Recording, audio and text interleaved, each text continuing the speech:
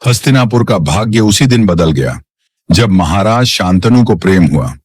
कुरुवंश के प्रतापी राजा गंगा नदी के तट पर टहल रहे थे। तभी उन्होंने एक दिव्य सुंदरी को देखा। वह कोई और नहीं, स्वयं देवी गंगा थी। प्रेम में अंधे होकर राजा शांतनु ने बिना कुछ सोचे समझे गंगा की एक शर्त मान ली कि वे कभी भी उनके किसी भी कार्य पर प्रश्न नहीं करेंगे, और इस प्रकार गंगा हस्तिनापुर की रानी बन गई। लेकिन शीघ्र ही एक अकल्पनीय त्रासदी घटित होने लगी। जैसे ही उनके बच्चे जन्म लेते, गंगा उन्हें नदी में प्रवाहित कर देती। राजा शांतनु इस दृश्य को देखकर व्याकुल थे, लेकिन उन्होंने अपनी प्रतिज्ञा के कारण कुछ नहीं कहा। परंतु जब 8वां पुत्र जन्मा तो राजा शांतनु स्वयं को रोक नहीं सके। रुकिए मेरी रानी, अब और नहीं।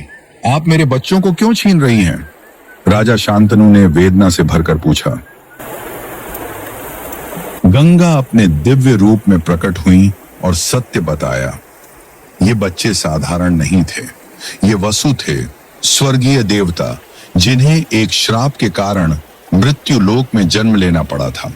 7 को उन्होंने मुक्त कर दिया, लेकिन 8वां देवव्रत हस्तिनापुर के भविष्य को आकार देने के लिए धरती पर रहने के लिए अभिशप्त था।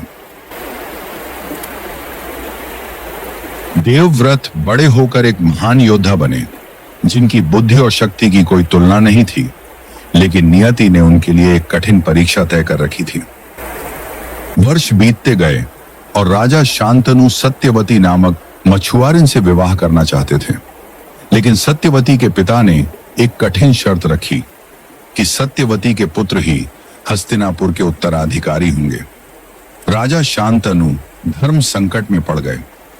अपने पिता के सुख के लिए देवव्रत ने इतिहास की सबसे कठिन प्रतिज्ञा ली, आजीवन ब्रह्मचर्य और हस्तिनापुर के सिंहासन के प्रति निष्ठा की प्रतिज्ञा। स्वर्ग कांप उठा, देवताओं ने पुष्प वर्षा की। उसी क्षण से वे देवव्रत नहीं रहे, वे बन गए भीष्म, जिसने भयंकर प्रतिज्ञा ली। भीष्म की प्रतिज्ञा ने हस्तिनापुर के भविष्य की नींव रखी, लेकिन यह प्रतिज्ञा ही आगे चलकर महाभारत के युद्ध का कारण बनी।